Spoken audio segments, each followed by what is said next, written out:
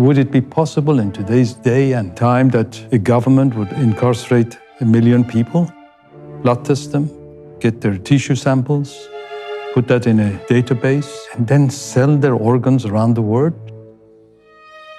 Would it be possible that professional doctors would commit such atrocity to extract organs from a live body? Because it's such a huge and unbelievable crime, it's impossible to accept it at the first sight.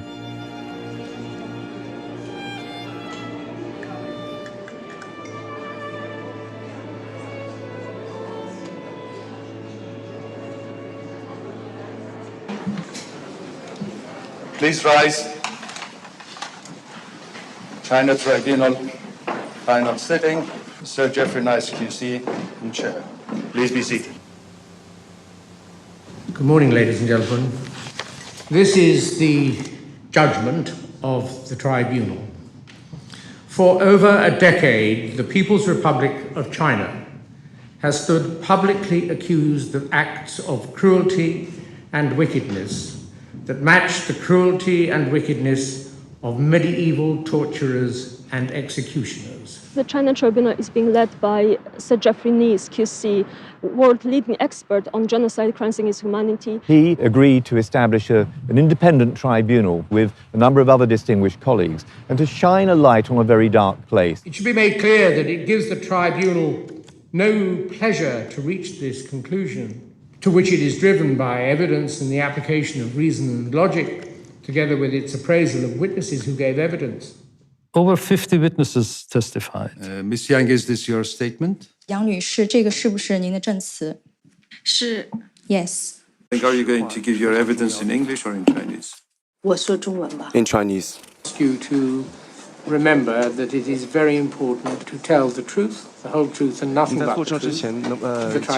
Thank you. 28 were fact witnesses, and the rest were experts and investigators.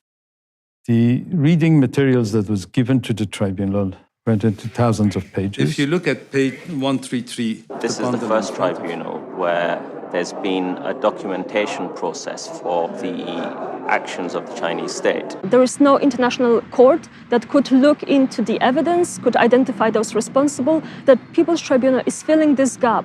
People's Tribunal are set up to investigate, in particular, the massive crimes that committed by states or state organs, which are not, for one reason or another, handled by either United Nations or other international bodies who could have handled it. The conclusion shows that very many people have died indescribably hideous deaths for no reason, that more may suffer in similar ways, and that all of us live on a planet where extreme wickedness may be found in the power of those, for the time being, running a country with one of the oldest civilizations known to modern man, which ideally we should be able to respect, and from which we should be able to learn.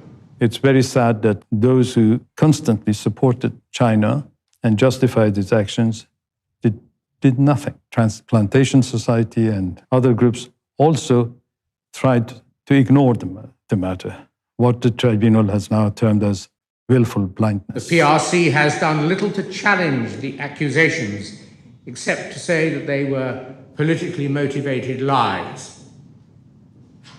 And governments around the world and international organizations, all required to protect the rights of mankind, have expressed doubt as to the accusation, thereby justifying their doing nothing to save those who were in due course, it is said, to be killed to order. So many people are unnecessarily afraid of China and kowtow to China, and so few people are prepared to speak up boldly. You look at the UN, they target certain countries. China seems to always get off. The Chinese government were given the opportunity at every stage to appear as witnesses, and they failed to produce evidence or witnesses. China has taken much more aggressive, assertive actions to prevent any information being known about, and that's an escalating trend. What this tribunal did is said not only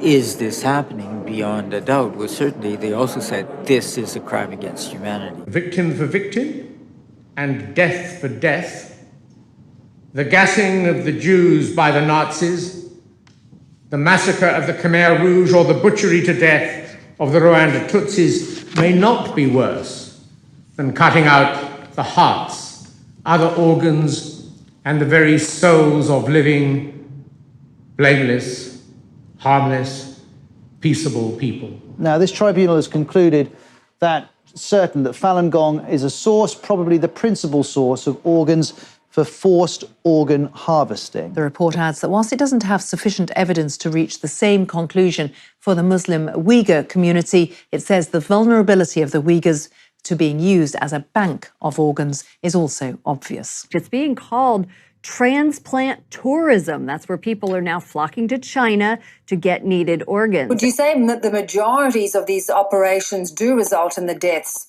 of people? They all result in the death of people. Like, for example, we all know about somebody going and buying a kidney in a back street somewhere in a poor country. The fact is, in China, they take both kidneys and other organs as well. So nobody survives these organ transplants because they, as I say, they're dead after all of their organs are removed. Doctors killed those innocent people simply because they pursued truthfulness, compassion, and forbearance in the case of Falun Gong practitioners and lived lives of healthy exercise and meditation that was seen as dangerous to the interests and objectives of the totalitarian state of the People's Republic of China. This is a very uncomfortable truth, inconvenient truth. China needs to stop what they're doing. Where else in the world can you go and get an organ within 2 weeks? I hope today no one can turn around to pretend that they don't know this is happening. It's important that we never lose sight of the human side of this story. I hope this judgment will awaken some consciousness from Chinese surgeons. There's lots of important decisions that we need to make as a transplant community as to how we take this judgment forward. The tribunal concluded with this very powerful statement about any government, any entity, any individual dealing with the Chinese Communist Party state is in effect dealing with a criminal state. They actually single out China as a criminal state.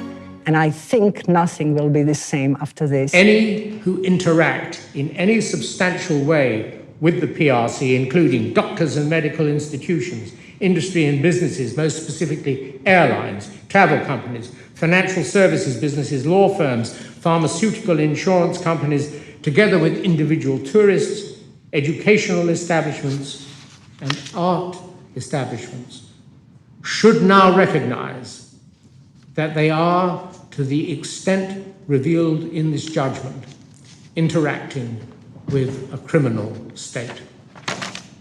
We will rise.